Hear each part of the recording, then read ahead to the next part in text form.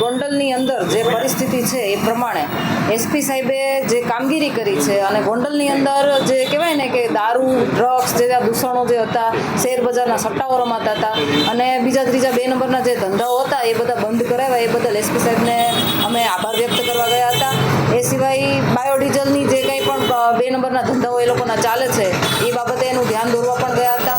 સાથે સાથે ગોંડલની અંદર રાજુભાઈ સખિયાની ઓફિસે એક નનામી લેટર આવેલો છે. એ લેટરની અંદર પાટીદાર સમાજ સિવાયના બીજા સમાજના લોકોને ભેગા કરી અને એક સંમેલન કરવાની વાત છે અને એ સંમેલનની અંદર જિગીશા પટેલનો ચોટલો પકડીને સ્ટેજ ઉપર લાવવાના છે એવી કંઈક વાત છે. એ બાબતે અમે ફરિયાદ આપવા માટે ગયા હતા, પરંતુ એ ફરિયાદ માટે અમે રાજુભાઈ સખિયા ત્યાંથી અરજી કરશે અથવા તો હવે અમે વિચારીશું કે રાજુભાઈ સખિયાને અરજી કરવી કે અમદાવાદથી હું પોતે ફરિયાદ કરું છું. પણ આગામી દિવસોમાં અમે આ બાબતે કાયદાકીય લડાઈ લડવાના છીએ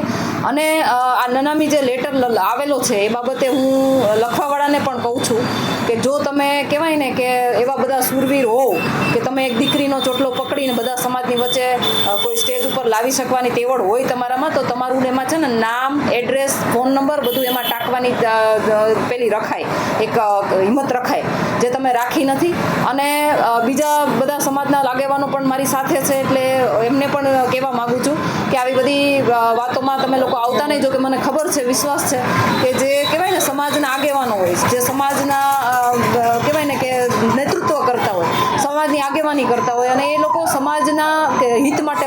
વાતો કરતા હોય, હિત માટેની કાર્યવાહી કરતા હોય, એ તમામ લોકો કોઈ દિવસ આવા કોઈ પેલામાં આવે નહીં, એમાં કોઈ દિવસ ભરમાય નહીં. અને આ કોઈ કહેવાય ને કે એક વાહિયાત વાત હતી, પણ છતાંય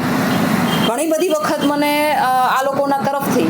કહેવાય આ જે ગુંડા તત્વો છે, જે ગોંડલની અંદર કામ કરી રહ્યા છે, જે આવારા તત્વો છે અને લુખા તત્વો જે નાની પ્રજાને, સામાન્ય પ્રજાને ધમકાવીને ડરાવીને રાખી રહ્યા છે, એવા લોકોના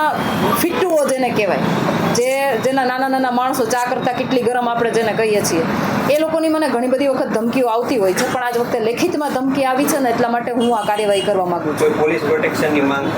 હા, મેં પોલીસ પ્રોટેક્શનની માંગણી કરી છે, પરંતુ કદાચ મને પોલીસ પ્રોટેક્શન ના પણ મળે તો પણ હું મારી રીતે એટલી સક્ષમ છું કે આવા કેટલા પણ આવશે ને તો હું એની સામે લડી લઈશ.